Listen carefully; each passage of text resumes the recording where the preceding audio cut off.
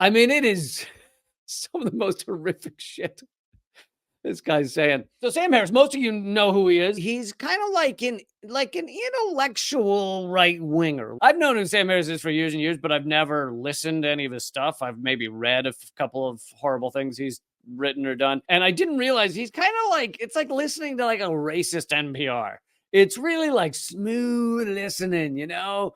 It's nice and easy. It's intellectual, big words at times, a little smooth jazz playing in the background. And you can just let the racist group think just flow over you like warm ocean waves, like getting into a warm bath of subtly racist ideas. Some subtly, some not so subtly. Welcome to NPR, All Things Considered. In today's episode, we'll be considering talking about how Palestinians are not real people per se, and have a nice cup of tea while we quote Joseph Goebbels. The first point is that the problem that Israel faces with Hamas and eventually Hezbollah and ultimately Iran, while it is existential for Israel and dangerous and difficult in many specific ways. So he has taken a full-on genocide. I mean, if you have a half a brain, you know this is genocide. Or even for some of his fans, maybe his lighter fans, they're probably going, this seems a lot like genocide. Like if you go to the Holocaust Memorial Fund's website and look at the definition of genocide and think about what's going on in Gaza, you will check every box, and I've done it on my live streams before, of the definition of genocide, dictionary definition of genocide, and what's going on in Gaza by Israel is exactly the same. Okay, exactly. So he's taken a genocide of 100,000 people dead, missing, or wounded,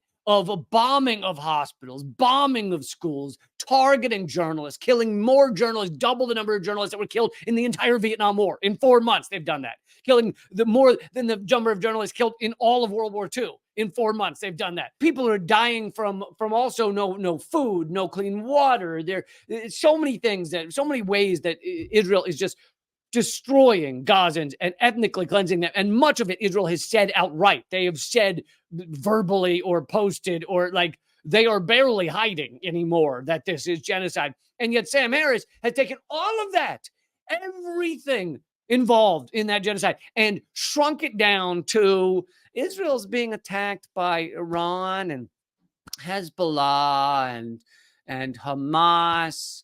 And he says it's an existential threat. Like, just think for a minute, by calling it an existential threat, think about the mental gymnastics to look at a group of people absolutely committing genocide and say stopping the genocide is an existential threat.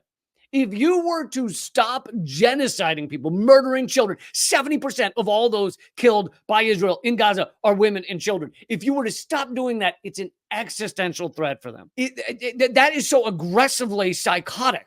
It's amazing. And yet I've just played 10 seconds of him speaking. Basically, the first 10 seconds, and he has taken a full-on genocide and turned it into, we have to genocide because not genociding is a really big threat to us. Okay, so that's the first 10 seconds. While it is existential for Israel and dangerous and difficult in many specific ways, is a variant of a larger problem that has nothing in principle to do with Israel or Jews or American foreign policy. This is a larger clash of cultures. I hesitate to follow Samuel Huntington in calling it a clash of civilizations. So he has done something very tactical here. He knows, and I'm not going to play it, but later he even mentions that the images of bodies of children being pulled out of rubble is so grotesque and so disgusting that the average human, if you are a normal human with normal morals and ethics, you look at that and you go, that is wrong. And he knows that. And so the key is don't debate that. Instead, shift the entire debate, shift the entire goalposts of this discussion to a clash of civilizations. Like, it is a propaganda tactic to make you think in terms of civilizations and which group you're in this clash of civilizations, rather than addressing what this is, which is a genocide in Gaza. And he knows he can't debate that. He knows he can't actually, if you just talk about that right there, it's a lost cause. So instead, let's widen our imagination and discuss this as a whole clash of civilizations, a whole clash of cultures. And then once we're doing that, we've grown it. We've grown the discussion to such a level that you're not really thinking about the fact that Israel is targeting journalists and medics and children. You're picturing some kind of epic battle worldwide that you and I are a part of. And really what a moral human should be doing, rather than going, yeah, this is more of a class of civilization. Rather than doing that, you should be going, stop the genocide. Like, that's what a moral person said. They just go, stop. It's a great tactic in order to get away with this horror show that's going on. But another important aspect of this form of propaganda is that it puts you, and you're probably an American, you are probably white, although I realize many of you are not white, but there are going to be more, especially of his fans, because he's speaking to his audience. It's going to be vastly white and vastly American or British or whatever, Western societies. If you're in that group and you're aligned, like Western society is aligned with Israel, right? Israel is also mostly white people. So if you start to view this exactly as he just said, as a clash of civilizations or a clash of cultures, well, his fans are 99% not Arab, not Muslim. All of a sudden, if it's a clash of civilization, which side are they on? Well, clearly they're with the white American / British / Canadian / Israeli group. Like, that puts them in that group, whether they want to be in there or not. And it puts all Arab and maybe other groups as well in kind of the other group, right? So he wants to divide into these two groups rather than having a discussion about how Gaza is a genocide. You have to decide which side are you on. That's what he wants to do to you. Oh my God. Well, so let's say you walked into this thing and you were unsure, you were ambivalent. You're like seeing the images coming out of Gaza and I don't support this. You're ambivalent about it. Well, he wants you to stop thinking about that and start thinking about which group are you in? Subconsciously or consciously, you go, well, I guess, especially his fans, I'm in the group of the white Western people. You have sided without actually taking making a willful choice. You have sided with the U.S.-Israeli side of this conflict. I'll play a little more and then I'll make that final point. Because I think real civilization, what we mean by civilization at this point in the 21st century, exists on only one side of this divide. And this clash is happening in varying degrees in 100 countries. In most places, it can be described as a conflict between Islamic extremists, more appropriately called jihadists, and ordinary human beings struggling to maintain the norms of open societies. Oh my God. There's so much there. He said it's a clash of civilization, but civilization is only on one side. He's saying Palestinians are not civilized, right? They're uncivilized. That's the same argument that we heard, or reading history, you've seen, that was used to justify the genocide of Native Americans, the genocide of indigenous peoples all over the world.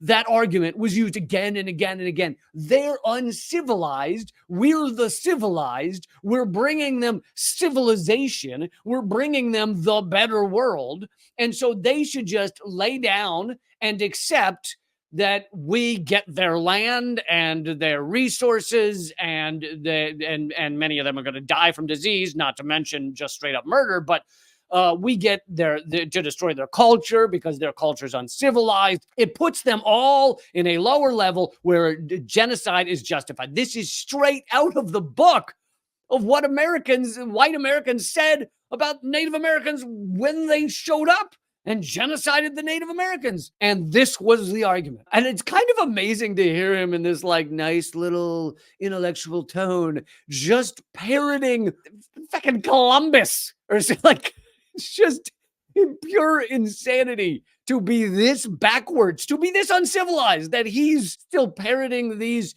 disgusting racist arguments for why genocide is okay. It is barbaric. Ironically, as he gives these arguments, he's putting himself in like a lower level of just barbarian, savage arguments. So, kind of ironic, isn't it? Also, ironically, as Sam Harris kind of pretends he's defending Jews, but Jews are not Israel. I'm Jewish and anti-Zionist, and there are millions of anti-Zionist Jews around the world, and such as a Holocaust survivor that I played on the live stream yesterday, talking about how Israel is, an abomination, and it is causing the people who live there to lose their souls to endorse this kind of genocide. Anyway, the argument he's using about they're not civilized is essentially also the argument that was used against Jews in Nazi Germany, right? The Nazis said that the Jewish people many of them said, Jewish people are uncivilized. They don't fit in our society. They're getting in the way of our civilization moving forward. So he's basically repeating Nazi propaganda to justify Israel's genocide against Palestinians. How's that for irony, huh?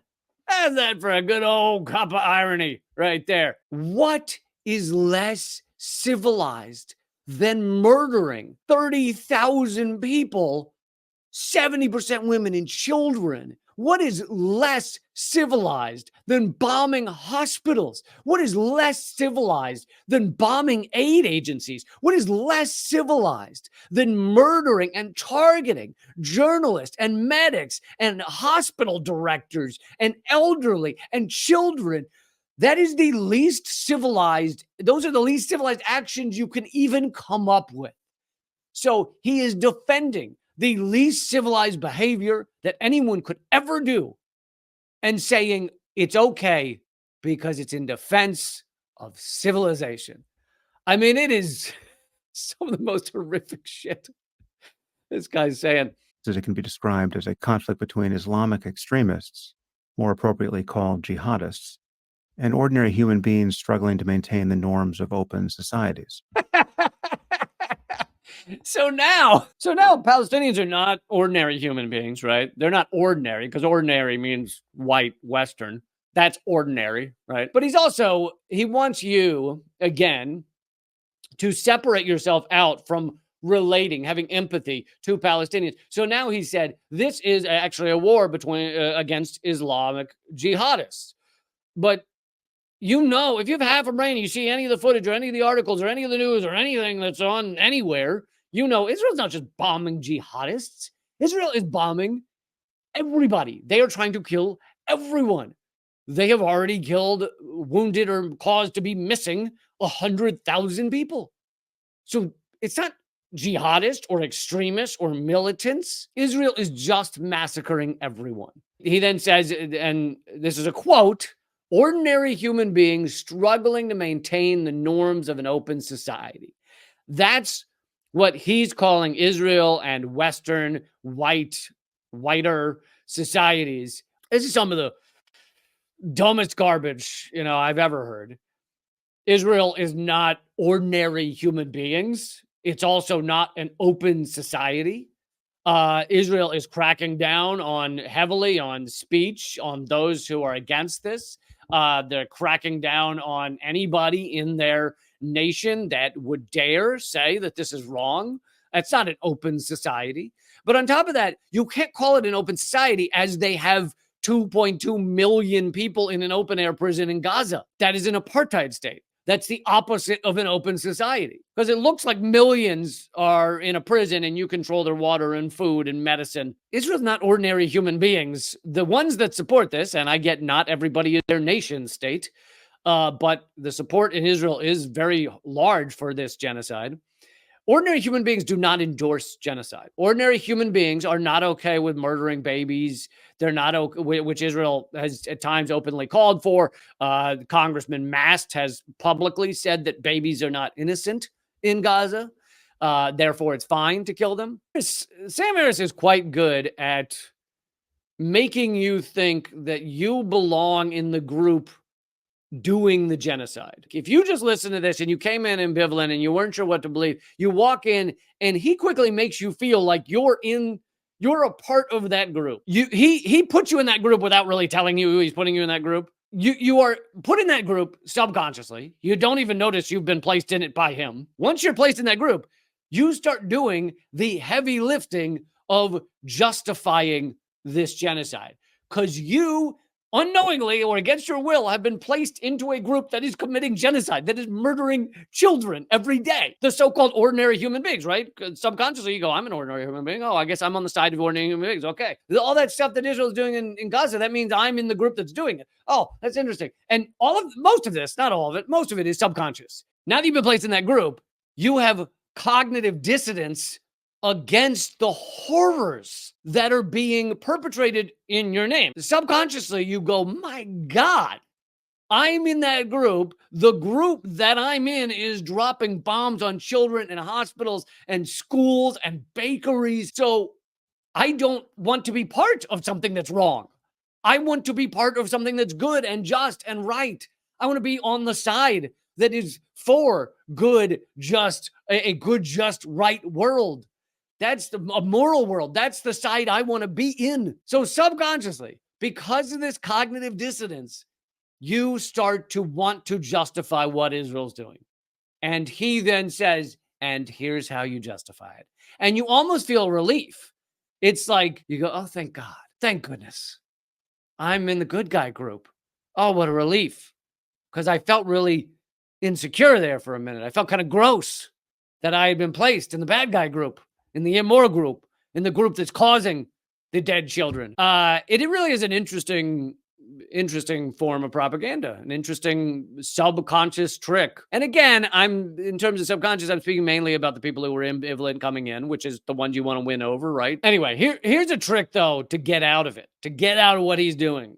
As he's doing that, just go, nope, sorry, Sammy boy, I'm not in your group of people committing genocide. I'm apparently not your ordinary people. And I might have to come back and do like a part 2 or part 3 or something, because this is like 45 minutes long and I've covered 1 minute. I will say in the part of the minute I'm skipping, he then says he has the same stance for Israel, which is that it's fine. It's fine to murder children.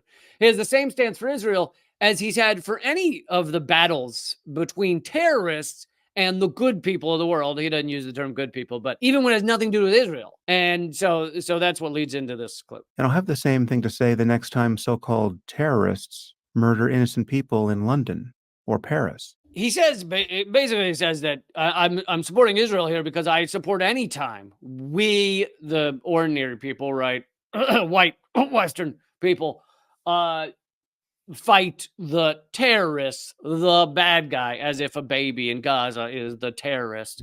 He says he's always had the same stance for all this. But here's part of the key is, what does he call terrorists? He calls terrorists the people who, committed 9/11. He mentions 9/11 earlier. The people who kill people in Paris or London. But also think about what he doesn't call terrorists. He doesn't call terrorists the people bombing innocent people endlessly in Afghanistan and Syria and Iraq and Libya and Gaza and Yemen. None of those are terrorists, right? You can rain down tens of thousands of bombs a year. Israel's dropped tens of thousands of bombs in just 4 months. Some of the numbers that I know is that Trump's first year, he dropped 40,000 bombs. The Pentagon did. In Obama's final year, 26,000 bombs dropped by the U.S. So tens of thousands of bombs raining down on people, not terrorism, right? In Sam Harris's book. That is fine. That is not terrorism. One guy killing some people in Paris, which is terrorism, that's terrorism. But as we rain down hellfire on children, women, men, innocent people all over the place, none of that's terrorism. The Brown University Cost of War study found that the U.S. has killed somewhere between 4.5 million and 6 million people in the global war against terrorism. 4.5 to 6 million people. All of that death and destruction None of it goes in the category of terrorism in Sam Harris's book. And so it really is a beautiful kind of, nice, intellectual, calmly spoken racism, xenophobia, hatred. It really does reverse things, and it uses a nice number of propaganda tricks, subconscious tricks, putting you mentally into groups that you do not want to be in, that you do not want to be a part of. It is some of it is very well done, and it's nice to see that NPR for Racists exists. Now, NPR also does everything they can to support the U.S. empire, so in that way, they're racist as well. But yeah. All right. I will probably have to come back with a part 2, part 3 of destroying Sam Harris. If you enjoyed my destruction, you have to do that to get the clickbait, right? Of Sam Harris, you'll also enjoy my destruction, my disembodiment of Ben Shapiro and Chuck Schumer and Rachel Maddow. And that's all on youtube.com/moment of clarity or rumble.com/leecamp. So check it out.